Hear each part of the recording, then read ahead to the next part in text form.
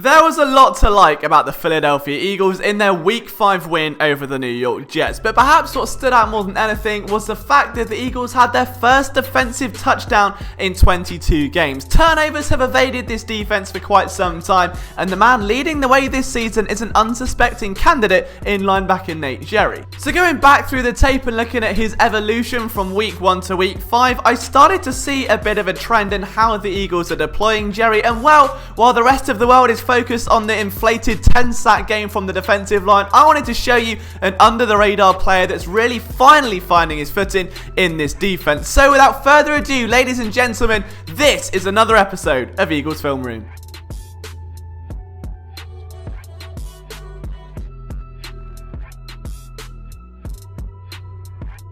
Before we get started though guys, as always, make sure you're leaving a like and hitting that subscribe button if you're new around here. We would love for you to join our passionate base of Philadelphia sports fans, and as always, make sure you're getting your daily dosage of Philadelphia sports content from myself and all of our writers over at phillysportsnetwork.com.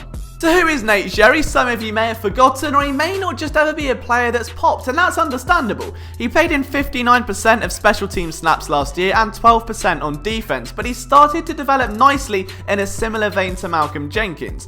The former Nebraska safety has bulked out this offseason, which should only add to that growth, but even that isn't new. Gerry won the team's off-season award for weightlifting and conditioning 1 year ago after adding 15 pounds, going from 215 to 230.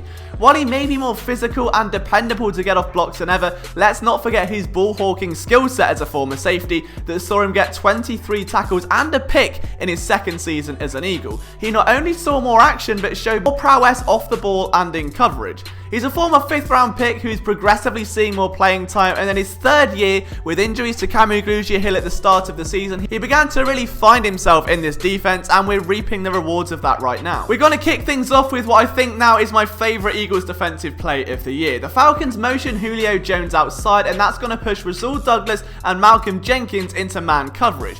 Gerry's highlighted in the middle. He's already turning around, communicating with Rodney McLeod. He sees something he doesn't like.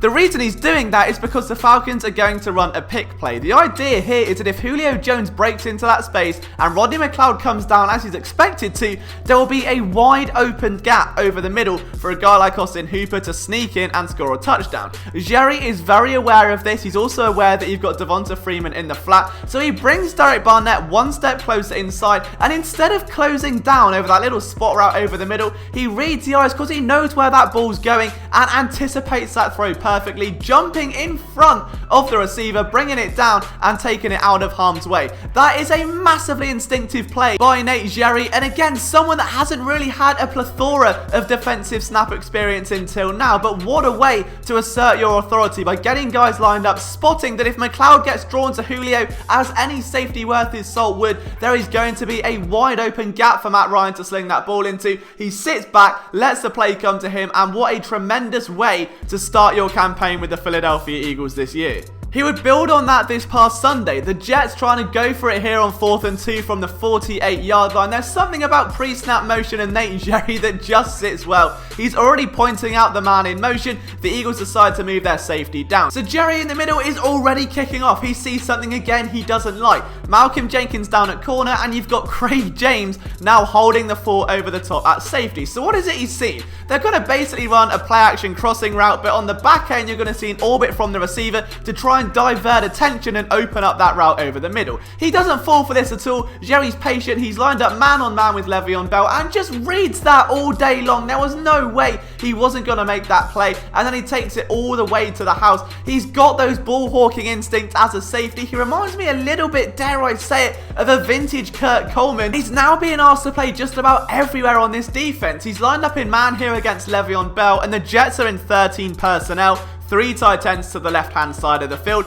Gerry again sniffs this out an absolute mile away. He starts trying to close down on that A-gap, but all he's trying to do here is filter traffic through and actually rotates off his block and brings down the running back. We wouldn't have seen that in year 1 or 2. It was a little bit too light, but he likes getting guys lined up. He takes a real commanding presence on this defense. He's on the outside shade here of that offensive tackle. He's reading Le'Veon Bell all the way down and just steals that edge forces him back through the middle and into the hands of a guy like number 66, Akeem Spence. All he's trying to do is filter traffic, and he's getting so good at doing that and sealing the edge. In the open field, we see an example here. He's getting quite reliable as a tackler. He's not hitting and missing like we saw time and time again during those first couple of years, but playing downhill, filling those gaps and filtering traffic. That's where we're really seeing his strength. And sure, the 2 interceptions that now lead the team going to draw plenty of attention, but it's his play downhill. Look at this. He's just trying to filter into the A gap here, stop that running back, get outside. And what I really like to see is he throws his body on the pile. We see a couple of clips where he does that. He doesn't necessarily have to, but he does it anyway. Here's another shining example. They're actually going to run a wham concept here. That tight end's going to come around. Gerry responsible for crashing down. The Lions have a fullback, and you can see he's light on his toes. He's waiting. He gets chipped by the center here, but into the path of the running back. Keeps his head up. He's not knocked off his feet, which we may have seen last season or the year before that. He's playing like an experienced linebacker at this point. This is one of my favorite examples. Again, signaling to Malcolm Jenkins here. He's going to be responsible for the A gap. Jenkins just outside. Gerry's going to come crashing down. Lions moving their tight end to the other side of the line of scrimmage again. But look at that. He doesn't get sucked in to the other hole. He just filters the play back outside. He could have easily gone the other way and opened up a massive hole over the middle there, but he didn't do it to carry on Johnson. He maintained composure, stayed in the lane he was supposed to, and as a result, the play was swallowed up by a tenaciously top-ranked Eagles run defense. We can say guys like Fletcher Cox and Brandon Graham are absolutely pivotal to this, and so are players like Nigel Bradham and Zach Brown, but number 47,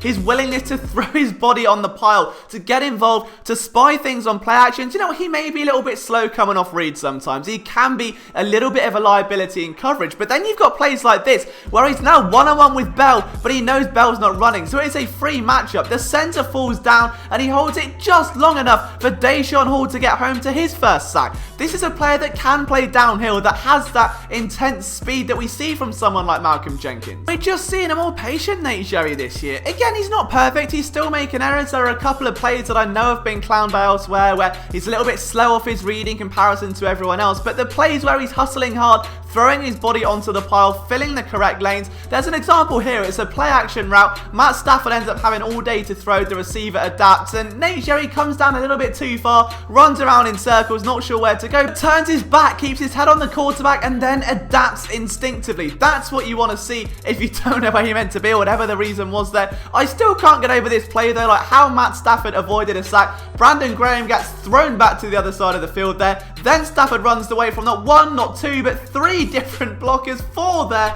And oh, it's just a travesty.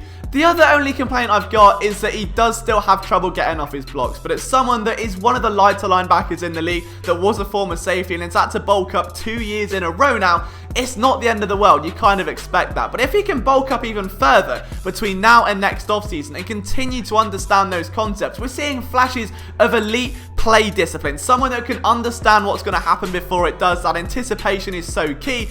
The Eagles may have a very firm fixture in their defense for years to come. He's quite some way off yet, but we're seeing really encouraging signs here from Nate Gerry, and they just have to be acknowledged. So a massive shout to Nate Gerry, the white snake as they call him. It's just great to see him go out there and ball out and make instinctive plays around the football. And as for this linebacker position, this is the best time for a Nate Gerry breakout possible, because at the end of this year, the team have an option to part ways with Nigel Bradham should they want to. Camu Grugier-Hill is in his contract year, and of course Zach Brown only signed a 1-year deal. So if Nate Gerry can really continue to blossom and play all 3 different linebacker spots and do so very well, showing improvements in coverage, maybe bulk up a bit further, then the Eagles may veer on the side of keeping Gerry around and giving him a more prominent role at the expense of, let's say, keeping around as Zach Brown or signing another name in free agency. We know the Eagles don't tend to invest heavy draft capital in linebackers, and they may have found a good one here in Nate Gerry. But what do you guys think? Are you impressed with Nate Gerry? Let us know down in the comment section below. And also, as a one-off, we're going to bring you a second Eagles film room this week, but we need you to tell us what you want to see. So if you tell us down below in the comments the player, the item, the area of the field that you want to see a film room on, the one with the most upvotes or the most comments will get a video on